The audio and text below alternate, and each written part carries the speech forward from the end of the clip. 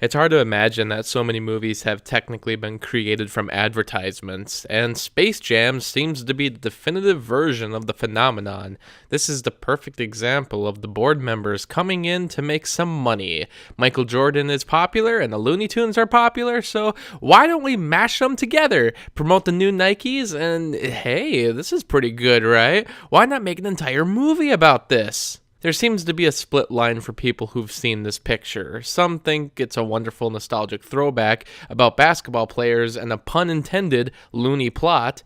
Others think it's a corporate cash grab that tarnishes the animated characters and introducing us to the so-called acting abilities of Michael Jordan. I'm surprised that in the last couple years there's been such a growing fan base for Space Jam, finding it to be a perfect mashup of all things 90s and a tribute to Jordan himself.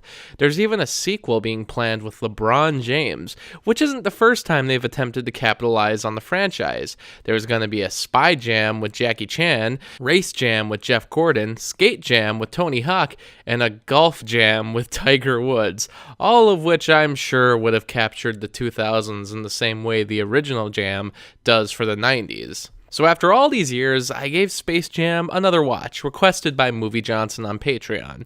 Taking all the viewpoints, criticisms, and nostalgia goggles into account, I finally came to the consensus that Space Jam is, in fact, an alright sort of medium movie. Just okay. Nothing too terrible, not offensive, and not boring. Space Jam is the year 1996. It is everything that was being promoted and sold, wrapped up into a 90-minute narrative featuring the favorite cartoon characters and fun cameos. It is corporate, simple, and in the end, I don't hate it. Space Jam represents everything wrong with Hollywood, yet it showcases the possibilities weird ideas can have. The movie doesn't really open how a Looney Tunes movie would be expected to open. It has Michael Jordan as a young boy, shooting hoops and not missing a single shot, an inspiring intro that leads to one of the greatest title sequences ever, Michael Jordan and Bugs Bunny in Space Jam. I really do enjoy these credits. It's a wonderful montage that showcases just how big Michael Jordan was in the 90s. Of course, the movie wasn't going to get away with not having a plot.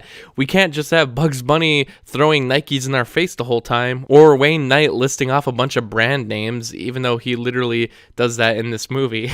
Come on, Michael, it's game time. Get your Hanes on, lace up your Nikes, grab your Wheaties and your Gatorade, and we'll pick up a Big Mac on the way to the ballpark. I still don't know if this is meant to be a meta joke or really obnoxious product placement. The point is, we go to Moron Mountain, which is home to a really lame amusement park. So Danny DeVito alien, acting incredibly similar to the Warner Brothers higher-ups, decides to kidnap the Looney Tunes to make their park more popular because that works so well for Six Flags. Actually, was this Warner Brothers making a jab at Six Flags for utilizing their characters at a park they didn't fully own? Actually, these little minions go down to Earth, and I guess the Looney Tunes live inside of the Earth, but instead of just enslaving them, Bugs Bunny challenges them to a basketball game because plot. However, the minions steal the power of Charles Barkley and other great basketball players, leaving the Looney Tunes to enlist Michael Jordan to be their star player. On paper, this seems like a first draft screenplay.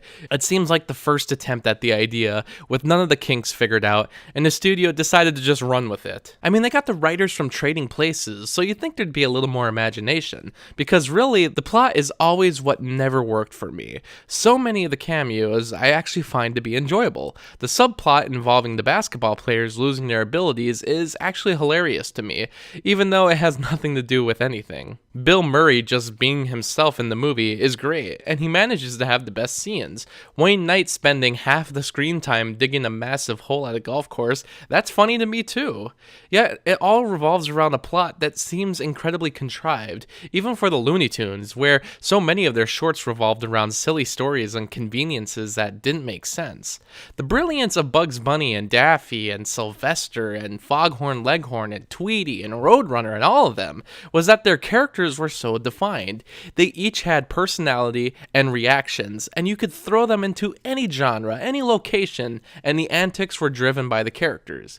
Here, with a plot as stupid as aliens wanting to steal the Looney Tunes by winning a basketball game, it sounds like something that would be in a Looney Tunes short, but doesn't work when they're not acting like themselves. Why would Bugs Bunny need help to win? Why would Daffy be kissing his own ass? Why would Coyote successfully bomb someone? Why would Granny get trampled by a bunch of players? Why would there be a 5-second Pulp Fiction parody? This isn't the Looney Tunes. I know it's been said before, but I'm saying it again. This is a terrible version of the characters. I guess it wouldn't bother me so much because the real fans of this movie don't technically watch it for them. And besides, it's still good animation for the most part when they're not obviously using the same character twice in a row in the crowd shots. And the voices are still spot on. I guess I just get mad when people don't beg for a better, more respectful version of the characters. Even when they got perfect in Looney Tunes Back in Action, no one saw it and no one cared. Even that movie isn't too particularly funny, so I don't know, maybe the Looney Tunes just don't work in live action form. But it's still better than this. Plus, Lola Bunny was introduced, and everyone's talked about this, but thank God they did her better in the TV show, because here, it's embarrassing and uncomfortable. Why give sex appeal to a cartoon rabbit, the only girl rabbit on the team? She gets annoyed when people call her doll, so I guess she's a badass then when she's dunking on them. She's a nothing character, created for the sole purpose of, I don't know, making a version of what would happen if Jessica and Roger Rabbit decided to have a child. However, when it's not the Looney Tunes, I really enjoy this movie. I like Michael Jordan. He's not a good actor, but he's really likable. I like how they fit his real-life story into this. I like the animation, even though some of those effects look pretty bad and creepy at times. I didn't need a human basketball of Jordan or a CG Wayne Knight. We'll save that for Toy Story 2. For the most part, though, it's just a bit of a boring movie, a capsule of the time that really hasn't aged too well. I get why people love it, and I won't lie, there's a part of this flick that I do enjoy. However, if they were to do a sequel, I could see more potential. Things have changed in the last 20 years, and streamlining a capitalist product to the big screen has been done with better success. Take something like Ralph Breaks the Internet or the Lego Movie. These movies contain tons of product placements, yet they're critically acclaimed and stay true to their characters. Space Jam 2 could do the same. Even LeBron James is a pretty good actor, so I see potential, and hopefully the Looney Tunes will stay more true to form. If I can end with anything, it's that, well, the title Space Jam. I think the title alone is awesome and works. Maybe that's why people went to the theater for it. Nah, it was for that kiss. The famous kiss between Bugs Bunny and Jordan himself. Good. Just take the picture. All right, okay.